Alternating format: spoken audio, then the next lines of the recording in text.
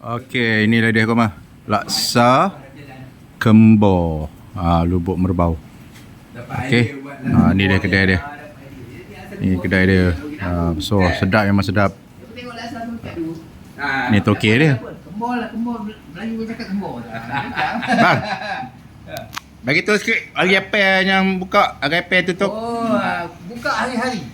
Hari. Adanya cuti. Yang cuti bulan puasa. Cuti bulan puasa. Puasa buka tumpuk. Kalau puasa buka ni yang datang. Sebulan. Oh, puasa sebulan cuti ya? Raya cuti lah sehari. Okey, pukul berapa sampai pukul berapa? 12.30 sampai 7.30 lebih kurang. 12.30 hingga 7.30 koma Lepas maghrib koma dengar datang sini dah tutup. Okey, ini menu yang ada untuk laksa kembor. Tu laksa biasa RM4. Laksa biasa RM4. Laksa besar RM5. Mi kuetiau pun ada. Laksa biasa telur sarang RM7. Laksa besar telur sarang RM8.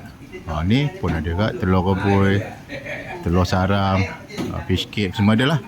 RM13 lah kalau campur tu. Okey.